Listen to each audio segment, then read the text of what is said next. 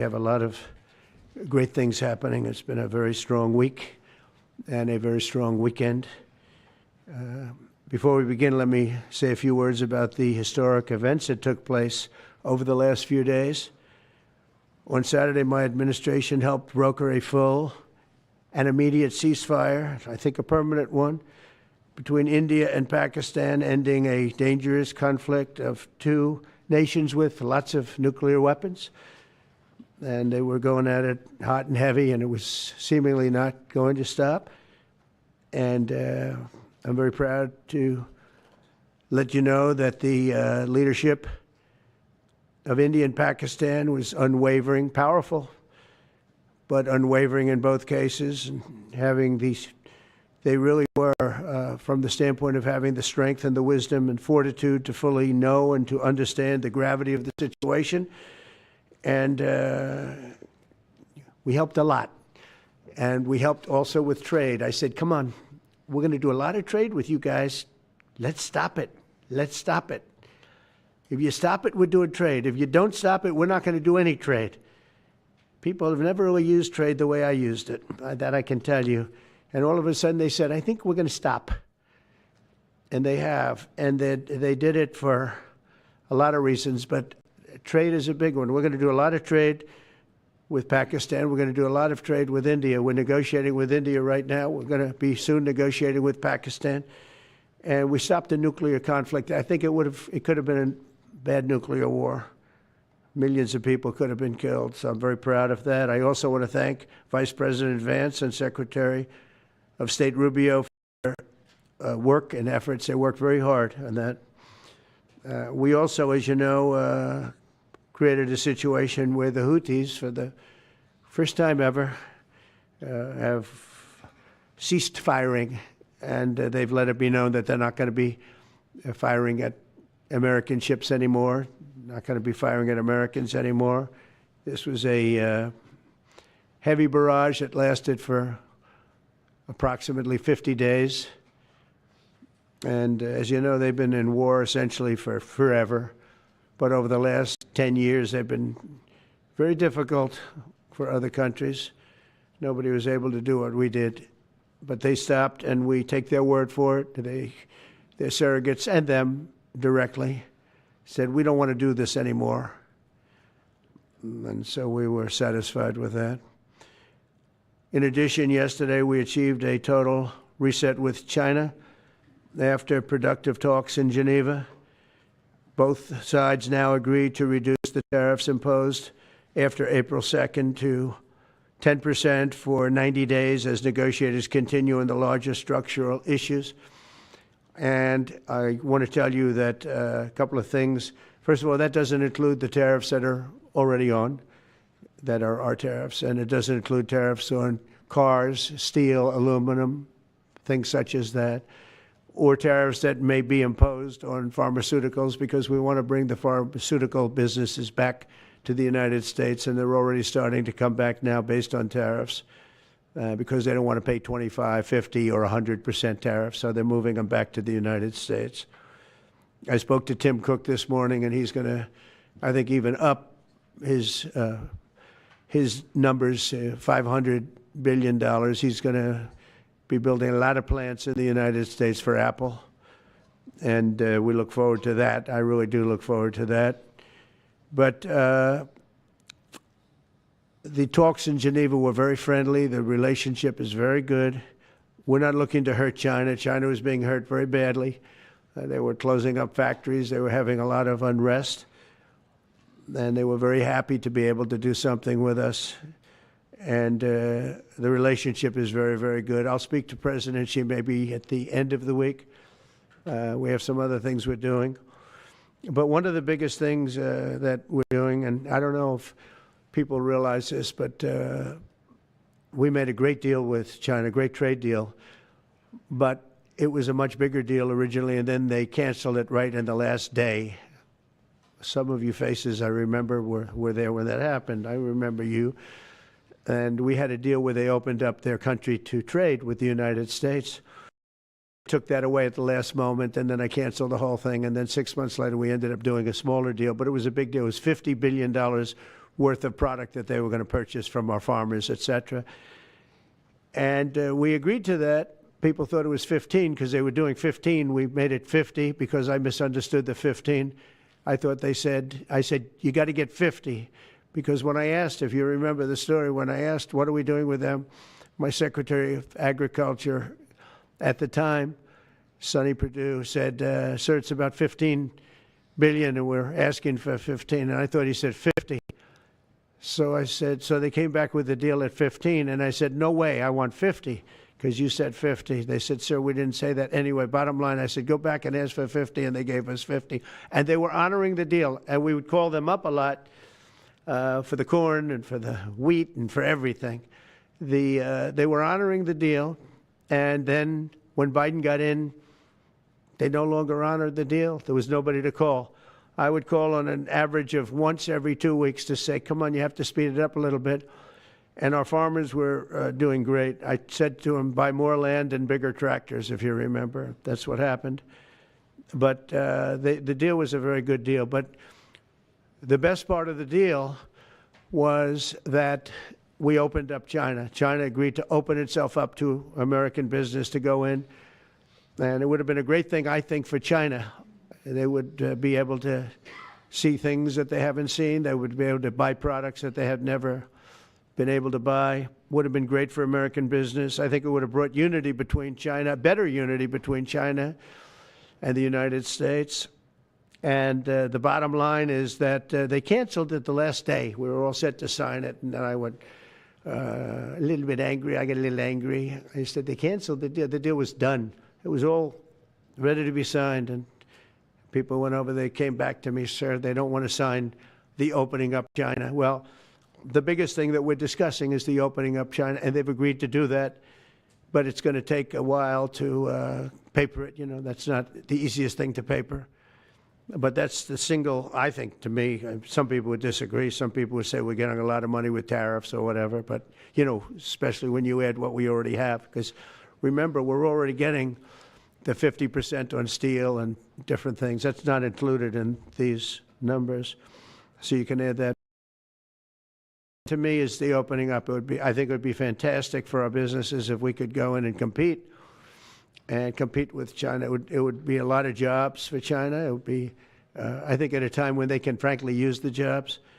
And that's what we're talking about. So that's a very, very important element to add. So when Scott, I watched him speak the other day, and I think he didn't want to say it, but I said, it's okay to say it. Look, if we don't get it, we don't get it. But if we don't get it, it won't be a positive thing. But if we do get it, I think it's maybe the most important thing to happen. Because if you think about it, we opened up our country to China. They come, they have very few restrictions. And they didn't open their country to us. Never made sense to me. It's not fair. And they've agreed to open China, fully open China. And I think it's going to be fantastic for China. I think it's going to be fantastic for us. And I think it's going to be great for unification and peace. China will also suspend and remove all of its non-monetary barriers. They've agreed to do that. Well, they're very numerous. But again, to me, the biggest thing that came out of that meeting is they've agreed. Now we have to get it papered, but they've agreed to open up China. It's going to be great for everybody. And third, I'm very happy to announce that Idan Alexander, an American citizen who until recently most thought was no longer living, thought was dead, is going to be released in about 2 hours, actually. And he's going to be released before the eyes of Steve Witkoff, who has done a fantastic job. I know a lot of people that have a lot of talent. I know Steve had a lot of talent. But I know a lot of people with a lot of talent, but there's one that I thought had a special way about him, special personality. Aside from being a good deal maker, had a special way about him, and it was Steve. Knew very little about the subject matter, who does? But he learned it in about 2 hours. And he's been fantastic, so I want to just thank Steve. But they're going to be releasing Idan in about 2 hours from now, or sometime today, let's say. And again, they thought he was dead just a short while ago. His parents are so happy. They're so happy. So it's, as you know, Idan's the only American citizen who's captured and held hostage by Hamas since October 7th, 2023. And he's coming home to his parents, which is really great news. I mean, to me, it's big news. They thought he was dead. So that's that. So we'll be heading there, and we'll be seeing 3 primary countries. You know all about that: Saudi Arabia, UAE, Qatar. On Thursday's meeting with Russia and Ukraine is very important. I was very insistent that that meeting take place. I think good things can come out of that meeting. Stop the bloodshed of the horrible. It's a bloodbath. But that 5,000 more, it's really much more, I'm trying to be conservative, more than 5,000 soldiers. Russian, they're not American soldiers, they're from Russia, they're from Ukraine, but they're people. They're human souls, and they're being killed at levels that we haven't seen since the Second World War. And it's every week. A lot of drone fighting. It's a whole new form of warfare, and it's violent and vicious. And so that's it. I'd like to go back to China just for a second. They're very heavy on the fentanyl. We're charging them, as you know, 20% for the fact that they send fentanyl into our country. And they've agreed that they're going to stop that. And, you know, they'll be rewarded by not having to pay, you know, hundreds of billions of dollars in tariffs. So the fentanyl should stop. It comes from China. It's amazing. And comes through our southern border, comes through our northern border too, comes through Canada, and comes through our southern border, much more through the southern border. But so that's a very important subject to me, because everybody in this room has lost friends or people that have family members that have died of fentanyl. So there's a big incentive for China to stop, and I take them at their word. They're going to work on that, I think, very hard. And one thing, when they work on something, they get it done. So now I'm about to depart on a historic visit. Some of you are going with us to, as I said, Saudi Arabia, Qatar, and United Arab Emirates. Before I do, I'll sign one of the most consequential executive orders in our country's history. I don't think there's ever been anything signed like this, certainly not with respect to health care, nothing even close. I'm delighted to be joined on this occasion by Secretary of Health and Human Services Robert F. Kennedy, Jr., who is doing a really good job, I have to tell you that. CMS Administrator, a friend of mine, Dr. Mehmet Oz, who is an amazing guy. You know, I was telling Bobby before, Oz had a very successful show, but it hurt his reputation. Because when you're in show business, it hurts your reputation a little bit. It's good for you, but in terms of professionalism and being a doctor, it sort of hurts your reputation. This guy went to the best schools, was the best, I mean, top of the line. Then he did a television show, became a success, made a lot of money, all that stuff, but it sort of hurt him. And you know who I compare that to? I hate to say this, but a special woman, Jeanine Pirro. She was the toughest, smartest DA, maybe in our countries, in our cities and states, history, New York. She was really tough, really sharp. Then she did a show, and people didn't think of her quite the same way. She became more of an entertainment person, like Oz. Oz is not an entertainer. He's not really an entertainer, if you know the real story. And she isn't either. She is unbelievable. She was one of the strongest district attorneys in the history of New York, highly respected, very tough, went after the drug dealers at a level that you don't see today anymore. And hopefully she's given up a tremendous, she's leaving the #1 show on cable television, one of the #1 shows on television, period, The Five, but they've got great people left behind, but she was a big part of it. And so I equated to that. Jeanine Pirro is unbelievable. FDA Commissioner Dr. Marty McCary, with a reputation that's second to none, and the job he's doing already has been fantastic. Thank you, Marty. And Director of National Institute of Health, Jay Bhattacharya, who has been, as you know, from Stanford, so highly regarded, have all been working with us very hard on this. And the question they would ask, being a little bit new to the government aspect of it, is why doesn't somebody fight the drug price situation, meaning equalization? There's a term, it's called equalization. Nobody wants to mention that term. And I'm not knocking the drug companies. I'm really more knocking the countries than the drug companies, because they're forced to do things. But the drug lobby is the strongest lobby in this country, they say, the drug lobby. It's between that and lawyers. And they have a lot of power.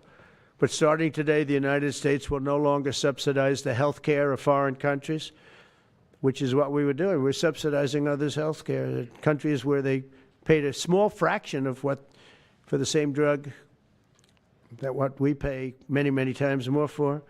And we'll no longer tolerate profiteering and price gouging from Big Pharma. But again, it was really the countries that forced Big Pharma to do things that, frankly, I'm not sure they really felt comfortable doing. But they've gotten away with it, these countries. European Union has been brutal. And the drug companies actually told me stories. It was just brutal how they forced them. And European Union suing all our companies, Apple, Google, Meta. They're suing all of our companies. They end up, they have judges that are European Union-centric, and they get rewarded $15 billion, $17 billion, $20 billion, and they use that to run their operation. Not going to happen any longer, that I can tell you. So what's been happening is we've been subsidizing other countries throughout the world, not just in Europe, throughout the world. European Union was the most difficult, from what I understand. I mean, I'll tell you a story. A friend of mine who's a businessman, very, very, very top guy. Most of you would have heard of him. A highly neurotic, brilliant businessman, seriously overweight, and he takes the fat shot drug. And he called me up, and he said, President, he calls me, he used to call me Donald, now he calls me President, so that's nice respect. But he's a rough guy, smart guy, very successful, very rich. I wouldn't even know how we would know this, but because he's got comments. President, could I ask you a question? What? I'm in London, and I just paid for this damn fat drug I take. I said, it's not working. He said, I just paid $88. And in New York, I pay $1,300. What the hell is going on? He said, so I checked, and it's the same box, made in the same plant, by the same company. It's the identical pill that I buy in New York. And here I'm paying $88 in London. In New York, I'm paying $1,300. Now, this is a great businessman, but he's not familiar with this crazy situation that we have. But he was stunned. But it was just one of those stories. And I brought it up with the drug companies, represented by somebody who's very, very smart, good person too. And we argued about it for about half hour. And then finally he just said, because they can't justify it, he just said, look, you got me. You got me. I can no longer they've been justifying this crap for years. They said, oh, it's research and development. Well, I said, well, research and development, other countries pay research and development too. It's for their benefit. It was just one of those things. And the other countries would set a price, and they'd meet the price, and they'd say, if you don't meet the price, you can't sell it in our country. I said, well, then you walk away, and, they'll call you back, and they'll sell it in the country. But now they'll have to do that. So for the first time in many years, we'll slash the cost of prescription drugs, and we will bring fairness to America. Drug prices will come down by much more, really, if you think 59. If you think of a drug that is sometimes 10 times more expensive, it's much more than the 59%. It depends on the way you want to analyze it, but in one way you could analyze it that way. But between 59 and 80, and I guess even 90%. So when I worked so hard in the first term, and if I got prices down, remember I was the only one to ever get prices down for a full year, but I'd get them down like 2%, and I thought it was like a big deal. Well, we're getting them down 60, 70, 80, 90%. but actually more than that if you think about it in the way mathematically. And Pharma has to say, we're sorry, but we'll not be able to do this any longer to these countries that have been so tough. They've been very tough, nasty. It's trade. It's trade. And Pharma is also very powerful. And the Democrats have protected Pharma. The Democrats, this is the Democrats have protected Pharma. These are the Democrats. And by the way, I just called the Speaker of the House, and I just called the leader, our leader in the Senate, John Thune, Mike Johnson. Spoke to both of them. I said, when you score, you're going to have to score two things. You're going to have to, number one, score that hundreds of billions of dollars of tariff money is coming in. But even bigger than that, you're going to have to score that your cost for Medicaid and Medicare and just basically pharmaceuticals and drugs is going down at a level that nobody has ever seen before. It'll pay for the Golden Dome. I see the Golden Dome is there, see? That'll easily pay for the Golden Dome. And we'll have a lot of money left over. We need the Golden Dome, by the way, in this world. Although this world's a lot safer today than it was a week ago, and a lot safer than it was 6 months ago. We had people that had no clue what they were doing. So today Americans spend 70% more for prescription drugs than we spent in the year 2000. Think of that. Our country has the highest drug prices anywhere in the world by sometimes a factor of 5, 6, 7, 8 times. It's not like they're slightly higher. They're 6, 7, 8 times. There are even cases of 10 times higher. So that you go 10 times more expensive for the same drug, that's big numbers. Even though the United States is home to only 4% of the world's population, pharmaceutical companies make more than 2/3 of their profits in America. So think of that. With 4% of the population, the pharmaceutical companies make most of their money, most of their profits from America. That's not a good thing. Now, I think, by the way, I have great respect for these companies and for the people that run them. I really do. And I think they did one of the greatest jobs in history for their company, convincing people for many years that this was a fair system. And nobody really understood why, but I figured it out. For years, pharmaceutical and drug companies have said that research and development costs were what they are, and for no reason whatsoever. They had to be borne by America alone. Not anymore, they don't. This means American patients were effectively subsidizing socialist healthcare systems in Germany, in all parts of the European Union. They were the toughest of all. They were nasty. And I see that. I see that with trade, too. European Union is in many ways nastier than China, okay? And we've just started with them. Oh, they'll come down a lot. You watch. We have all the cards. They treated us very unfairly. They sell us 13 million cars. We sell them none. They sell us their agricultural products. We sell them virtually none. They don't take our products.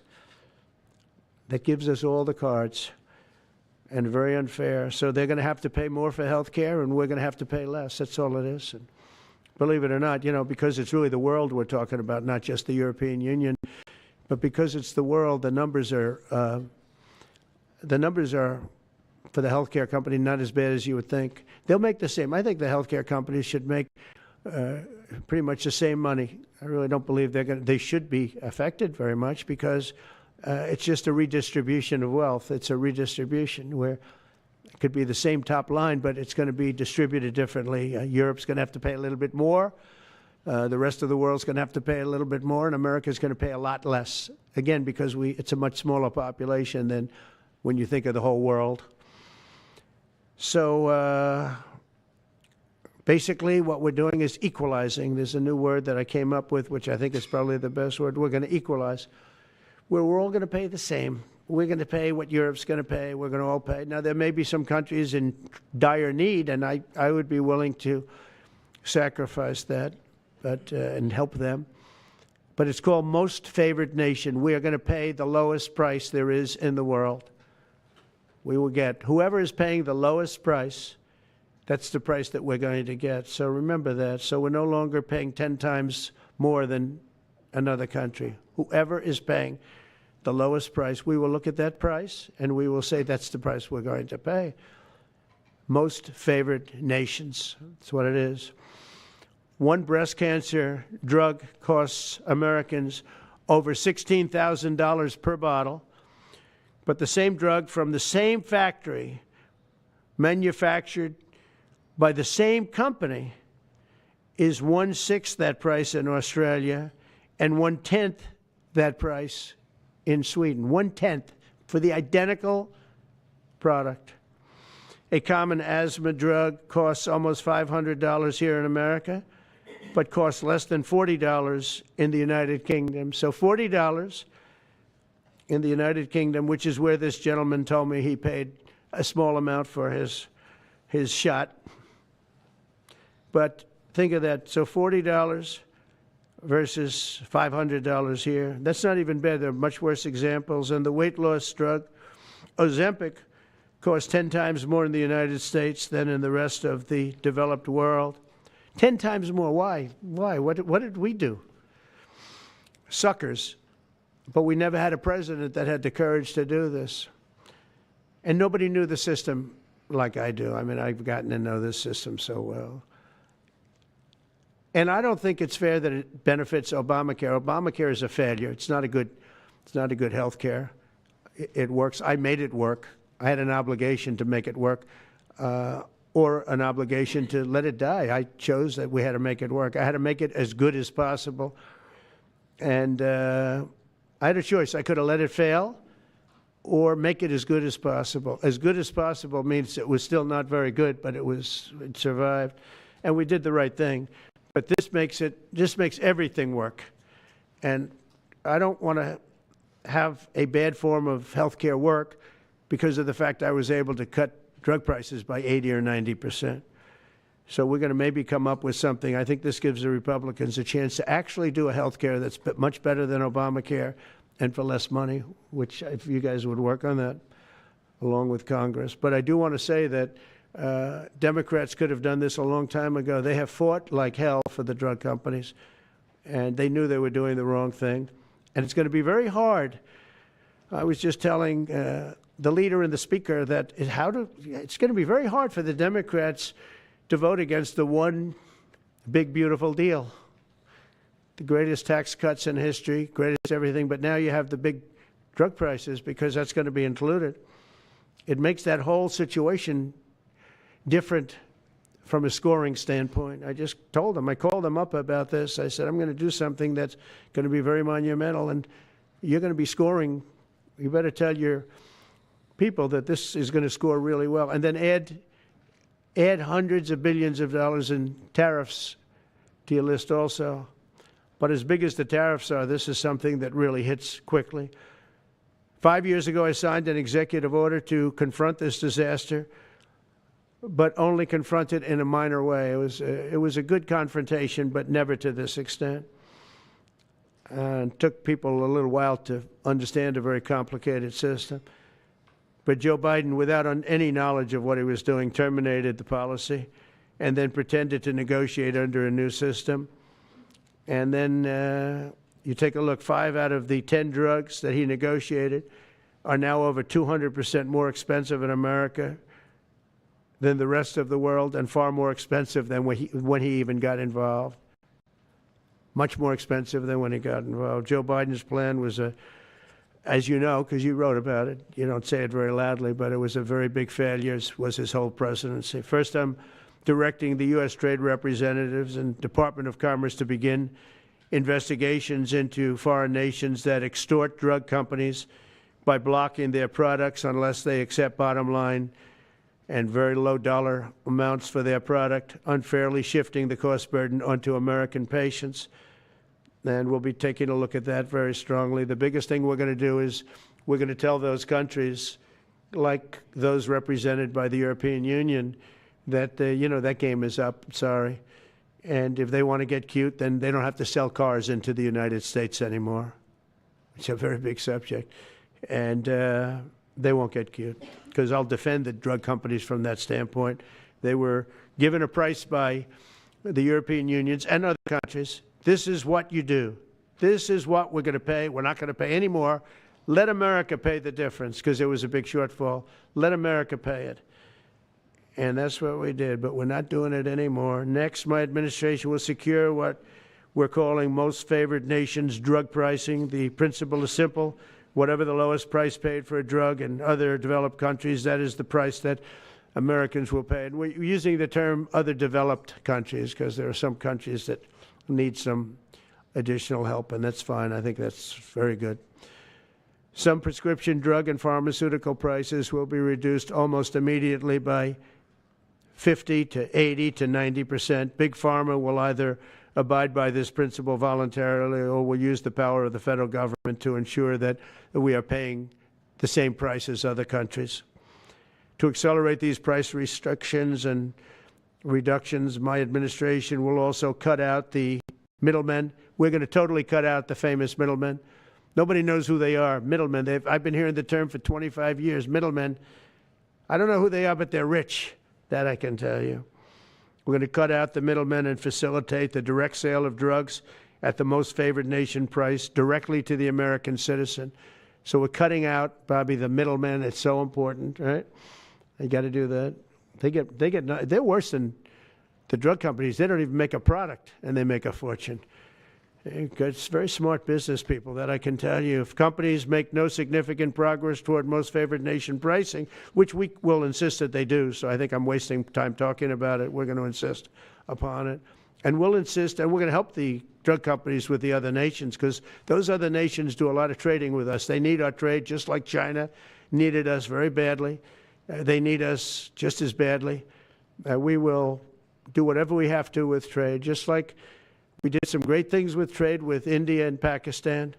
It really helped the situation, very heated situation. Could have lost millions of people, more than millions, I mean, many millions of people. And they want to do business with America, but we never used our powers that way. We never knew how. We never had people that knew how to do that. We'll also open up America's market to safe and legal imports of affordable drugs from other countries, putting dramatic downward pressure on prices. And if necessary, we'll investigate the drug companies, and we'll, in particular, investigate the countries that are doing this, and we will add it onto the price that we charge them for doing business in America. In other words, we'll add it onto tariffs if they don't do what is right, which is everybody should equalize. Everybody should pay the same price. And special interests may not like this very much. I am doing this for the American people. I'm doing this against the most powerful lobby in the world, probably the drug lobby, drug and pharmaceutical lobby. But it's one of the most important orders, I think, that's ever been signed, certainly with regard to health care or health in the history of our country, and it's an honor to be a part of it. And I'd like to ask Robert F. Kennedy to say a few words, please. Thank you. Thank you, Mr. President. This is an extraordinary day. This is an issue that, I grew up in the Democratic Party, and every major Democratic leader for 20 years has been making this promise to the American people. This was the fulcrum of Bernie Sanders' runs for presidency, that he was going to eliminate this discrepancy between Europe and the United States. But as it turns out, none of them were doing it. It's one of these promises that politicians make to their constituents, knowing that they'll never have to do it. And the reason they'll never have to do it is because they know that Congress is controlled in so many ways by the pharmaceutical industry. There's at least one pharmaceutical lobbyist for every congressman, every senator on Capitol Hill, and every member of the Supreme Court. By some estimates, 3. Pharmaceutical companies, the industry itself, spends 3 times what the next largest lobbyist spends on lobbying. So this was an issue that people talked about, but nobody wanted to do anything because it was radioactive. They knew you couldn't get it by Congress. We now have a president who is a man of his word, who has the courage President Trump was taking money from the pharmaceutical industry too. I think they gave you $100 million. But he can't be bought, unlike most of the politicians in this country. And he is standing here for the American people. I don't know what, there's writers like Lord Elizabeth Warren or Robert Reich who are saying that President Trump is on this side of the oligarchs. There has never been a president more willing to stand up to the oligarchs than President Donald Trump. And I'm very, very proud of you, Mr. President, for your courage, I'll say, because I don't want to be crude, your intestinal fortitude, your stiff spine, and your willingness to stand up for the American people. We have 4.2% of the world's population. Our country represents 75% of the revenues for pharmaceutical companies. We spend in our country $1,126 per capita on drugs. In Britain, they spend about $240. They spend 1/5 of what we do. And this is true across Europe. And the drug companies, Europeans, if you ask them, it made no sense what they were saying. America has to pay for this innovation or it's not going to happen. What President Trump is saying to our European partners is you've got to raise the amount that you're paying for those drugs and pay for your share of the innovation. That the United States is no longer subsidizing that. If the Europeans raise the price of their drugs by just 20%, that is $10 trillion that can be spent on innovation, and the health of all people all across the globe is going to increase because we're going to have better products. So I'm just so grateful to be here today. I never thought that this would happen in my lifetime.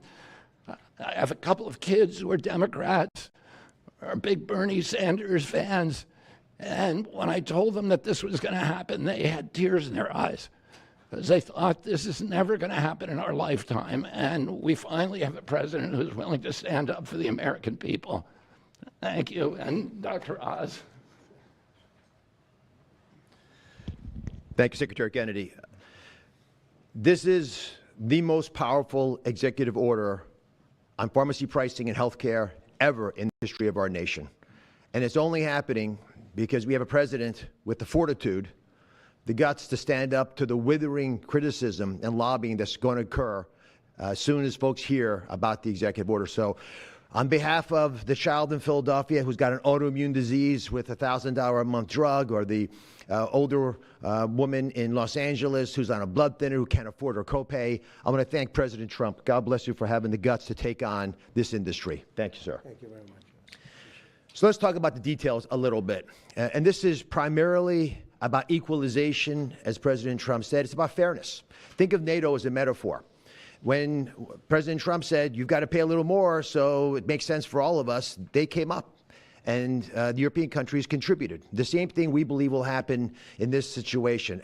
Most people who have thought about this process agree that it is patently unfair to tolerate the numbers that Secretary Kennedy and President Trump have reflected to you. On this chart to my left is a list of the 10 drugs that were negotiated in the IRA. Again, this is the bill, the law, that regulates a negotiation process. This is the best price that was able to be obtained by the Biden administration. And if you look at these numbers, they actually reflect how much on top of the most favored nation price was being paid by the United States. So the closest to me, and Bob, you can point to the Jardians, the closest one, 289%, the one that's closest to you. That means that we are paying in America 4 times more than that drug costs in other countries. Again, 100% is the baseline. It's 289% above that baseline. It goes all the way down to when we're paying 50% more than any other country. That's the range.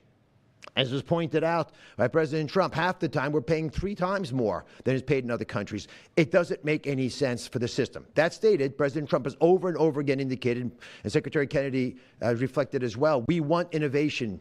We want our technology partners doing the best they can to make the best solutions for drugs that cure as many people in America and around the world as possible. By getting our allies to pay a bit more, as they should be, and they should have for many years been doing, will course correct a problem that's gotten out of hand. And by doing that in a thoughtful, effective way, we're going to be able to get the pharmaceutical industry whole. Those jobs will still be here, will still be productive, will still be curing cancer and a slew of other ailments that plague humanity. America will still be the leader in this space, but we'll be paying the appropriate amount, the right-sized amount for those tasks. So over the next 30 days, the four of us up here, together with people standing in the back of this room who are doing a lot of the heavy lifting, are going to be approaching pharmaceutical companies to talk specifically about what we want the most favored nation price to be based on the best data we have. We're looking forward to a thoughtful interaction with these corporate leaders, many of whom we've spoken to and in quiet will agree the system is not right the way it is. They're patriotic Americans. They want what's right. But the fact that in my lifetime, as Secretary Kennedy said, for the first time, we have a thoughtful and aggressive approach thanks to President Trump, on taking on the special interests, should give all Americans confidence that this is an administration that stands for fairness and should chill the waters for those who believe they can push us away from our North Star, which is to take care of the American people. Mr. President, God bless you. Thank you very much. Thank you. Jay, you want to go next? Sure. Yep. So I teach economics at Stanford as well as health policy. And one thing that's really, really simple in economics is that when you have a persistent price difference for the same product between two countries, there is something deeply wrong. And what President Trump has done is a historic measure that should have been done a long time ago. What we're going to do is make sure that those prices become much closer to equal, like a competitive market you'd expect. Right now what's happening is the American people are subsidizing in large fraction the research and development efforts for drug companies around the world by the higher prices that we pay. With this new order, Europe will share the burden of that. And in fact, if you may think of it as like as somehow it's like it's going after drug companies, actually it's helping drug companies. Because what we're also going to do with this order, what President Trump has done with this order, is he's said to European governments, look, if you are taking advantage of the drug companies by forcing them to charge very, very low prices, we're going to defend American drug companies in Europe. At the same time, we're standing up for the American consumer who's been paying far too high prices for far too long. I can go back decades to point to congressional reports after government report after government report of tremendously high drug prices, much higher than the rest of the world, and nothing has been done about it until this moment. And I'm really, really proud, President Trump, that you've done this. I'm really proud to be included in this and looking forward to the work ahead. Thank you, Jay. Great. Thank you, Mr. President. On behalf of the many doctors I've talked to about this very issue, thank you for taking the bull by the horns. Presidents on both sides of the aisle have talked about this and floated it and said they've wanted to do it, so you've had the courage to do it. Thank you. I've been a surgical oncologist at Johns Hopkins for 22 years, and I have seen patients suffer. We didn't take an oath to heal patients and then watch their life get ruined financially with their home, mortgage, retirement, going down the drain with GoFundMe campaigns, raising money from church communities and synagogues and friends they haven't seen in 20 years to try to raise money for what? For a system where Americans have been getting ripped off by 10, 12, 15 times higher prices than we see in other countries. The fundamental problem in healthcare is that we've had non-competitive markets. And we can do little things around the edges, or we can transform those markets to competitive markets, and that's what this executive order does today. Imagine buying a Ford for $175,000, a regular car, and then hearing that people in London are buying it for $10,000 every day, all day long. That is the craziness of this system. We're going to do everything we can at the FDA to support this executive order. It's transformative. Thank you, Mr. President. Thank you. Thank you very much. So thank you very much, everybody. I think it's a very important day. In many ways, you have, we'll start with the Houthis. We go to Pakistan and India. We go to what we did with China, the trade deal, and with UK. And by the way, many other deals are coming in very much. At a certain point, we'll just set the price because we know where we are. But we'll just set the price. But world trade is going to be terrific, and our country is going to be making a lot of money. Taxes are going to go down. Taxes are going to go down very, very substantially. But you look at all of the things that we've done, and now today I'm heading over we're going to do with respect to Iran. I think you have very good things happening there, too, by the way. I think can't have a nuclear weapon, but I think that they are talking intelligently. We're in the midst of talking to them, and they're right now acting very intelligent. We want Iran to be wealthy and wonderful and happy and great, but they can't have a nuclear weapon. It's very simple. So I think they understand that I mean business, and I think they're being very reasonable thus far. And don't underestimate Thursday in Turkey. President Erdogan is going to be a great host, and we are doing some work with him having to do with Syria, too, by the way. We're going to have to make a decision on the sanctions, which we may very well relieve. We may take them off of Syria because we want to give them a fresh start. But President Erdogan's asked me about that. Many people have asked me about that because the way we have them sanctioned, it doesn't really give them much of a start. So we want to see if we can help them out. So we'll make that determination. But I think you're going to have maybe a good meeting. You have the potential for a good meeting, that a meeting wasn't going to take place. I insisted that that meeting take place. And it is taking place. And I think you may have a good result out of the Thursday meeting in Turkey between Russia and Ukraine. And I believe the two leaders were going to be there. I was thinking about flying over. I don't know where I'm going to be on Thursday. I've got so many meetings. But I was thinking about actually flying over there. There's a possibility of it, I guess, if I think things can happen. But we got to get it done. We got to save 5,000 lives a week. 5,000 lives is really more than that. It's worse than that. And when you see and you don't want to see it, but when you see the satellite photographs of the battlefield with arms and legs and heads all over the place, separated by 30 yards from bodies, doesn't make sense. Doesn't make sense. So we're working very hard to see if we can end that bloodbath. Okay, there shouldn't be too many questions. It's been covered pretty well. Mr. President, thank you for taking questions. Two quick ones for you, starting on trade. If a longer-term deal is not reached with China at the end of these 90 days, can the American people expect those tariffs to go back up to 145%? No, but they would go up substantially higher. Okay. And then You know, at 145, you're really decoupling because nobody's going to buy. But they can go, they got very high because of additional tariffs I applied during the course because of fentanyl and other things. But no, but they'd go substantially higher. And then on Qatar, Mr. President, I think you will have a deal, however. Okay, you're confident that there will be a deal. On Qatar, has Qatar asked for anything in exchange for that $400 million luxury jumbo jet? And how can the American people be so sure that they will not in the future? Well, I think what happens with the plane is that, we're very disappointed that it's taking Boeing so long to build a new Air Force One. We have an Air Force One that's 40 years old. And if you take a look at that compared to the new plane, the equivalent, stature at the time, it's not even the same ballgame. You look at some of the Arab countries and the planes they have parked alongside of the United States of America plane, it's like from a different planet. And it's close to 40 years old, might be more than 40 years old now. And we, when I first came in, I signed an order to get it built. I took it over from the Obama administration. They had originally agreed. I got the price down much lower. And then when the election didn't exactly work out the way that it should have, a lot of work was not done on the plane because a lot of people didn't know. They made change orders that were so stupid, so ridiculous. And it ended up being a total mess, a real mess. And when I came back, I said, by the way, what's going on with the Boeings that are coming in? Well, sir, they're way behind. And they are. They're way behind. They were way behind. Another mess that I inherited from Biden. And it's going to be a while before we get them. And I think Qatar, who has really, we've helped them a lot over the years in terms of security and safety. I think they, and very, very nicely, and I have a lot of respect for the leadership and for the leader, Qatar. And I think they knew about it because they buy Boeings. They buy a lot of Boeings.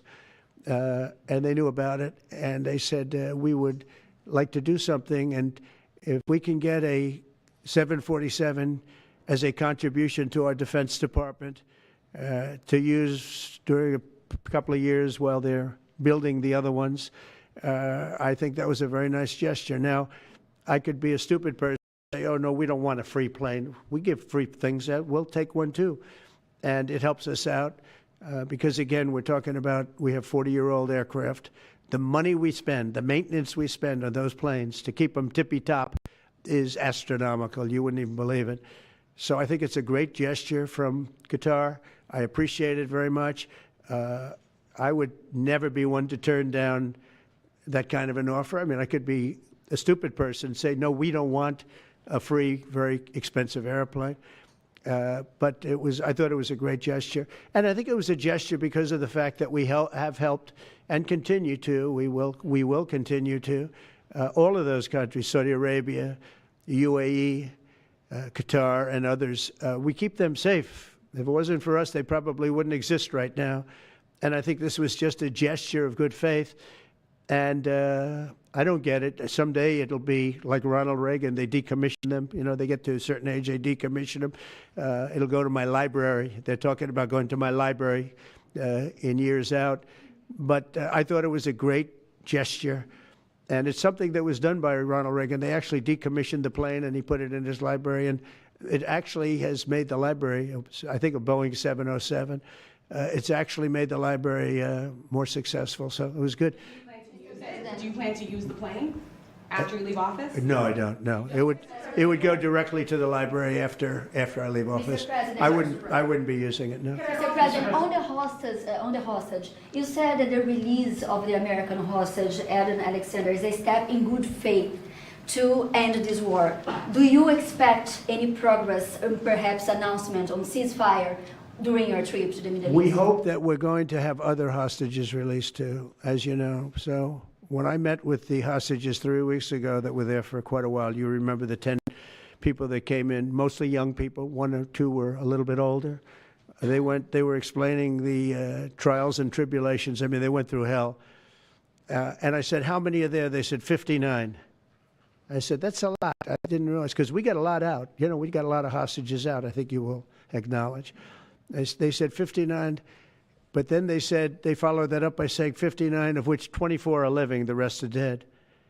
But the people whose son, mostly son, I think 1 daughter in this case, but mostly sons are there, or husbands are there, those people want the dead bodies as much as they want the live body. I have a mother that calls me, but came up to me when I first met her, and she said, sir, please get my son out.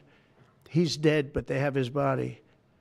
And I asked her about that, and it's as though he were alive. The level of wanting that body back is the same. It couldn't be any more, as though he were alive. So, you know, getting the bodies back is very important. That could be a thing having to do with the religion. It could be same. I was amazed at the level of importance. It's the same as if the son or husband or whatever was alive. So they said 59. In fact, they came in with a number 59 written out on like a sign on their chest. But they came to thank me for getting them out. And I said, what does the 59 mean? They said, well, that means there are 59 people.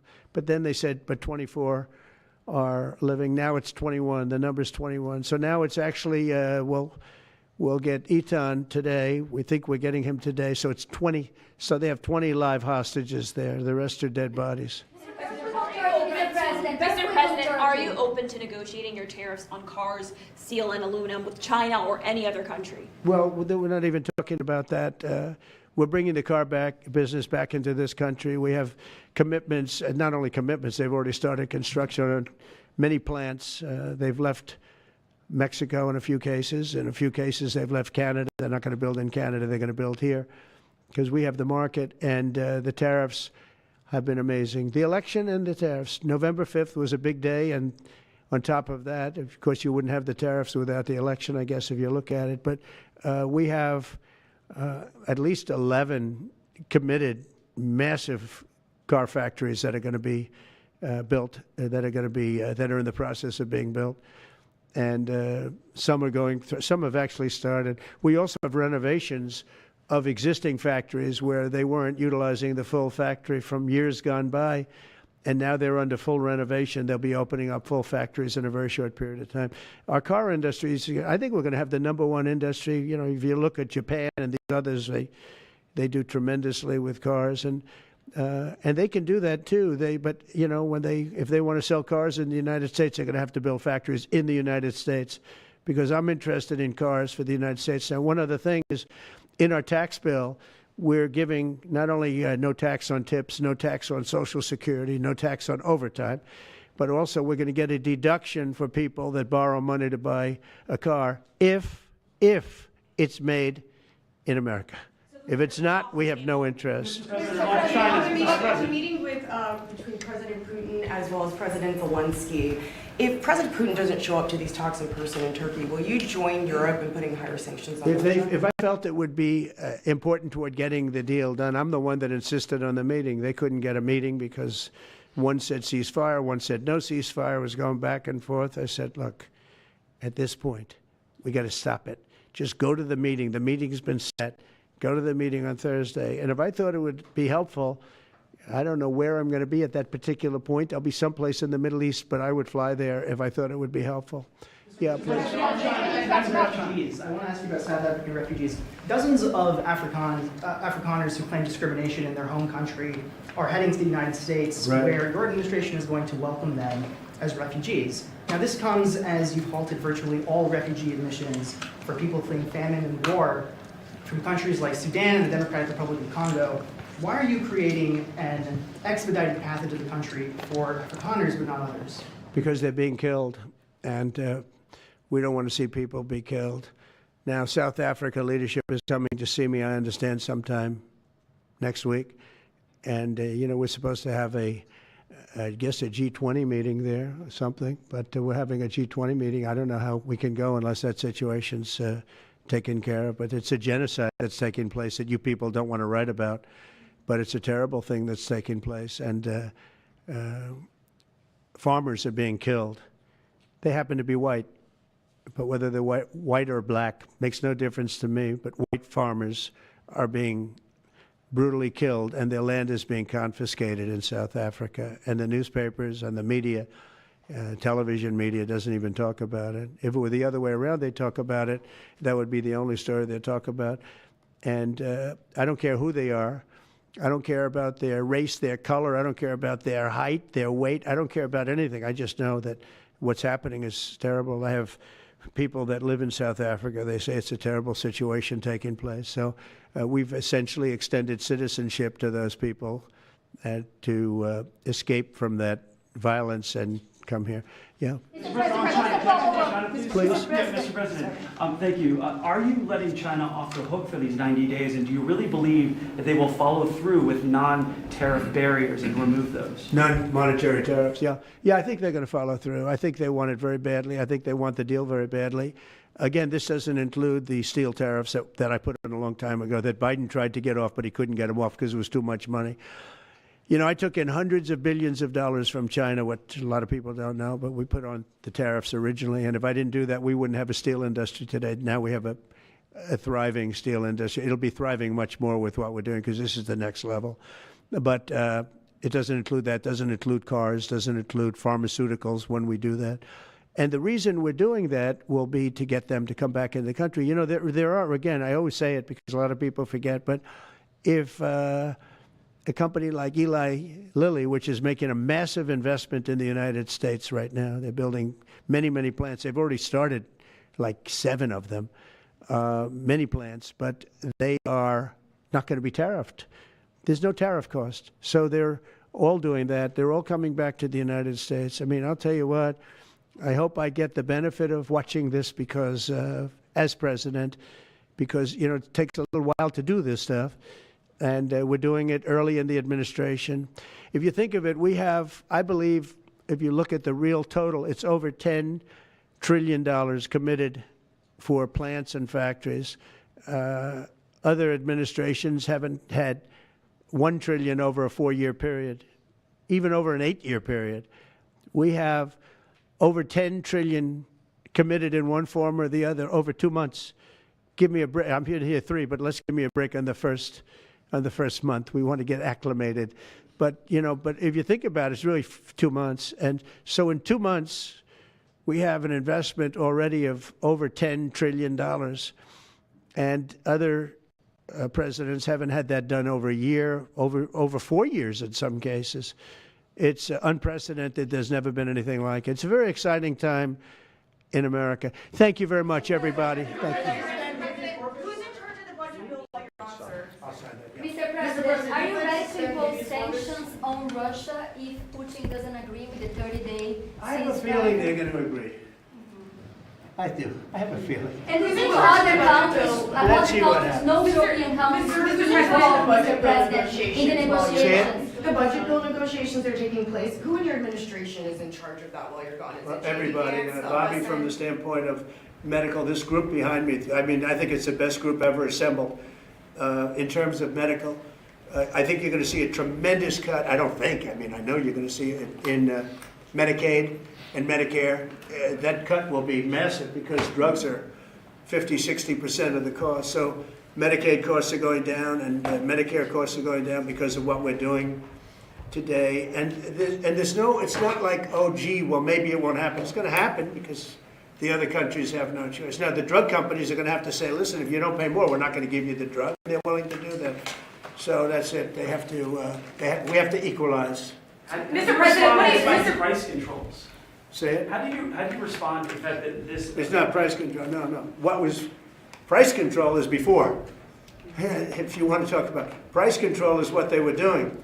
They were making us pay. They set a price, and they said, "Here's what we're going to pay, and anything else charge America." Because at that time they had a very stupid president, and it really went crazy during the last 4 years. And remember this, the Democrats are the ones that allowed this to happen. They were the ones that were the protector of this pricing system. And I think it's going to be very hard. You'll have to ask Democrats, are they going to vote against the one great, big, beautiful deal that's being negotiated now, tax cuts, etc., when now on top of the tax cuts and regulation cuts, all the things, now you're going to say that the price of your medicine is going down by 60, 70, 80%.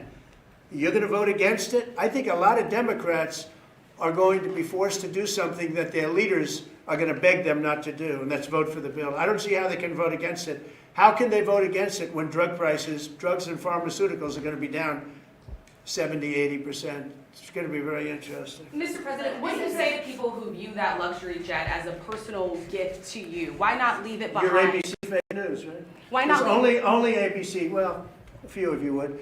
Let me tell you, you should be embarrassed asking that question. They're giving us a free jet. I could say, no, no, no, don't give us. I want to pay you $1 billion or 400 million or whatever it is. Or I could say, thank you very much. You know, there was an old golfer named Sam Snead. Did you ever hear of him? He won 82 tournaments. He was a great golfer.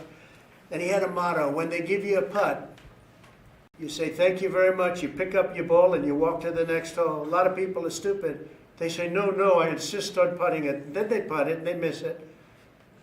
And their partner gets angry at them. You know what? Remember that, Sam Snead. When they give you a putt, you pick it up and you walk to the next hole and you say, thank you very much. Respectfully, sir, as a businessman, some people may look at this and say, have you ever been given a gift worth millions of dollars and then not received anything? It's not a gift to me, it's a gift to the Department of Defense. And you should know better, because you've been embarrassed enough, and so has your network. Your network is a disaster. ABC is a disaster. Here is the bill. Bobby, come on over here. Now you're talking about trillions and trillions of dollars.